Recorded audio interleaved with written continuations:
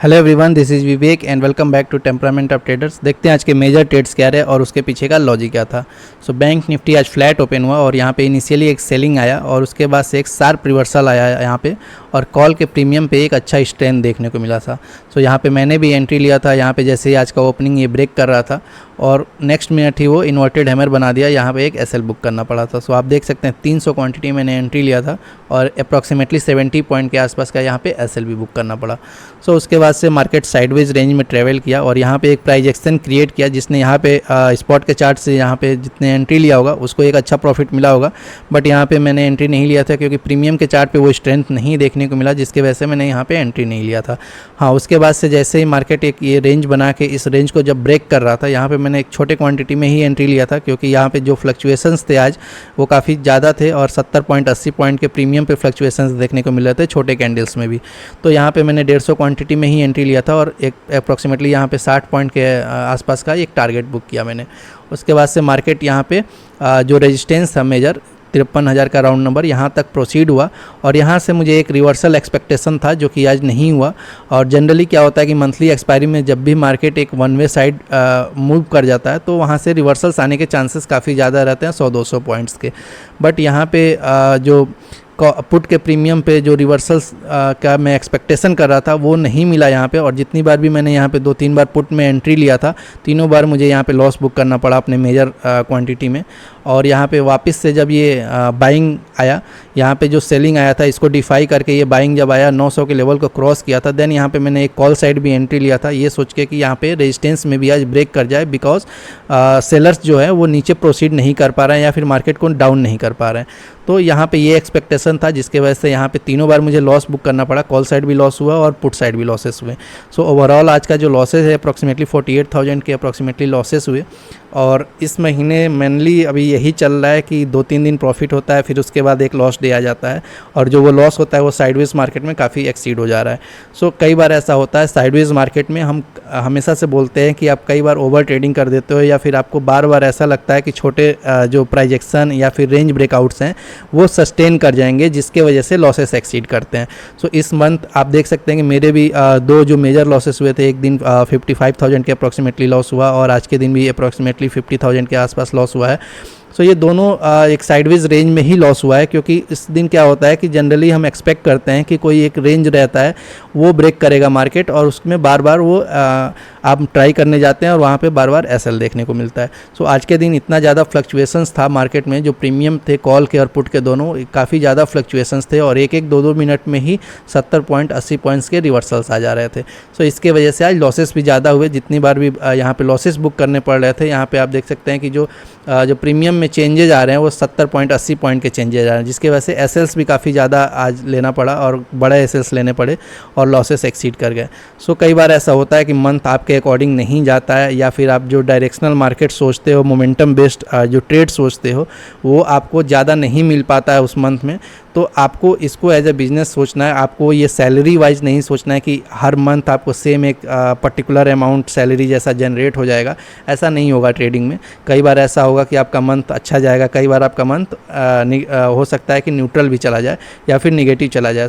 दोनों एस्पेक्ट रहते हैं मार्केट में, कई बार अच्छा जाता है, कई बार ख़राब जाता है। बट एज एन ईयर आप देखेंगे या फिर क्वार्टरली या फिर 6 महीने का रिजल्ट देखेंगे, वो आपका ओवरऑल जो रहना चाहिए वो पॉजिटिव रहना चाहिए। वो एक अच्छा जो एवरेज है वो अच्छा रहना चाहिए। आप उस पर फोकस करिए। कई बार ऐसा होगा कि सीरीज ऑफ साइडवेज मार्केट के चलते कोई मंथ ऐसा होगा जिसमें आपका जो एक्सपेक्टेड प्रॉफिट है वो नहीं बन पाएगा।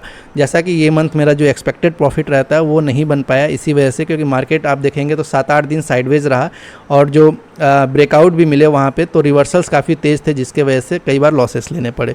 कई बार ऐसा होगा, ऑप्शन बाइंग है ये, ऑप्शन सेलिंग नहीं है कि हम पर्टिकुलर 1% 2% के लिए टारगेट कर रहे हैं और वहाँ पे हमें डेली वो टारगेट अचीव हो जाए। ऑप्शन बाइंग में हम जनरली जो अपना कैपिटल रहता है उसके अकॉर्डिंग थोड़ा हाई परसेंटेज रिटर्न जनरेट करने जाते हैं। और ट्रेडिंग में ये चीज़ समझ लीजिए, जितना आप रिस्क लेंगे तो रिवॉर्ड भी उसी हिसाब से रहेगा। आप रिवॉर्ड हाई एक्सपेक्ट कर रहे हैं तो रिस्क भी अकॉर्डिंगली हाई हो जाएगा। ये नेचर है इसका। मार्केट का कभी भी मार्केट एक जैसा नहीं रहेगा, हो सकता है 7 दिन 8 दिन मार्केट साइडवेज भी चला जाए। सो आपको उसको बैलेंस करके चलना पड़ेगा, अपने पीएनएल को, अपने पोजीशन साइजिंग को, अपने टेम्परामेंट पे हमेशा वर्क करना पड़ेगा। यहीं पे वो जो मेरा चैनल का नाम है वो इसी वजह से आया है कि जो आपका टेम्परामेंट है ऑप्शन बाइंग में वो कैसे रहता है यहाँ पे ऐसे सिचुएशंस में, उस पर आपको फोकस करना पड़ेगा। ऐसा नहीं है कि जब सीरीज ऑफ लॉसेस चले जाएँ या फिर कोई मंथ आपका लीन पीरियड चल रहा हो तो उस समय आप अपना टेम्परामेंट ख़राब कर लो और उल्टे सीधे डिसीजन ले लो। यहाँ पे आपको कूल टेम्परामेंट रखना पड़ेगा। जो आपका फोकस है वो मार्केट पे रहना चाहिए। जो आपका प्रोसीजर है कमाने का, जो भी आपका प्रोसीजर है XYZ जो भी रहता है, सबके अलग अलग मेथड्स होते हैं कमाने के। कोई प्राइजेक्शन में बेटर है, कोई मोमेंटम ट्रेड में बेटर है, कोई और मेथड्स में बेटर है। तो सबके मेथड्स अपने कमाने के अच्छे ही होते हैं। ऐसा कुछ नहीं रहता है कि किसी का मेथड ख़राब है या किसी का अच्छा है। तो जैसा भी जो कोई प्रोसीड करे, बस अपना टेम्परामेंट अगर सही रखेंगे तो ऐसा रहेगा कि किसी के लिए कुछ मार्केट साइकिल प्रिफरेबल रहता है, किसी के लिए दूसरा मार्केट साइकिल प्रिफरेबल रहता है। तो जैसे साइडवेज मार्केट में ऑप्शन बाइंग को में थोड़ा डिफ़िकल्टी आती है, जो भी मोमेंटम बेस्ड ट्रेड ढूंढता है, जैसे मैं बेसिकली मोमेंटम ट्रेड्स लेता हूँ, तो उसमें थोड़ा डिफ़िकल्टी आती है साइडवेज मार्केट में, या फिर जब लो वीक्स होता है तो कोई बात नहीं है। ऐसा नहीं रहता है कि 6-7 महीना ऐसा ही पीरियड चलने वाला है।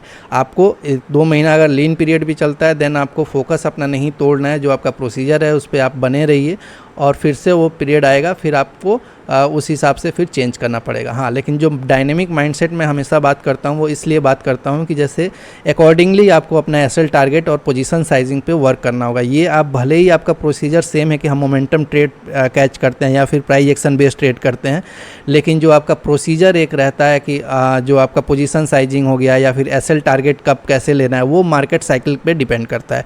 सपोज अभी मार्केट साइजवेज है तो यहाँ पे हमें बड़े एसेट्स लेने का ज़रूरत नहीं है या फिर बहुत बड़े क्वांटिटी में जाने का ज़रूरत नहीं है। बट यहीं पे अगर मार्केट आपके फेवरेबल जाएगा देन वहाँ पे आप रिस्क ले सकते हैं, क्योंकि फिर आपको रिवॉर्ड भी उसी अकॉर्डिंग मिलेगा। सो यही डायनेमिक माइंडसेट में बात करता हूँ कि हमेशा मार्केट के अकॉर्डिंग चलिए। आप एक रिजिड माइंडसेट बना के मत चलिए सारे मार्केट साइकिल के लिए। जैसे जैसे मार्केट साइकिल चेंज होगा आपका माइंडसेट भी चेंज होना चाहिए। अदरवाइज बेसिकली जो लॉस करने के रीज़न होते हैं वो 2 ही रीज़न होते हैं। एक होता है कि आप अगर मार्केट के बिहेवियर को ही नहीं जानते हैं, देन आपके लॉसेस होंगे, जो कि इनिशियल डेज में सारे ट्रेडर्स के होते हैं। बट एक बार आप मार्केट के बिहेवियर को थोड़ा जान जाते हैं, आप यूज टू हो जाते हैं मार्केट से साल भर या फिर 2 साल, उसके बाद से अगर आप लॉसेस कर रहे हैं देन उसका मतलब ये है कि आप पिछले कुछ दिन प्रॉफिट किए हैं और अभी जो मार्केट का साइकिल है या फिर मार्केट के जो कंडीशंस हैं उसमें आप एडॉप्ट नहीं कर पा रहे हैं अपने आप को, या फिर जो मार्केट डायनेमिक नेचर शो करता है आप अपने माइंडसेट में वो डायनेमिक नेचर नहीं शो कर पा रहे हैं, जिसके वजह से आप कैच नहीं कर पा रहे हैं मार्केट को, इसके वजह से लॉस होता है।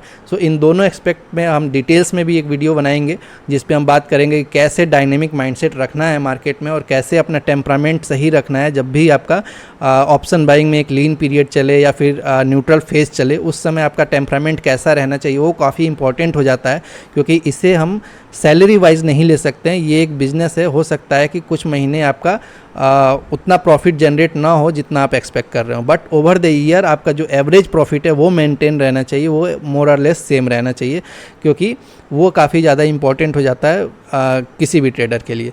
सो आई होप ये वीडियो आपको अच्छा लगा होगा और देखेंगे जो भी लर्निंग पार्ट आएगा उसमें सीखेंगे क्या क्या करना चाहिए क्या नहीं करना चाहिए। और अगर वीडियो अच्छा लगा है तो प्लीज़ लाइक द वीडियो और चैनल पर नए हैं तो please subscribe the channel. Thank you.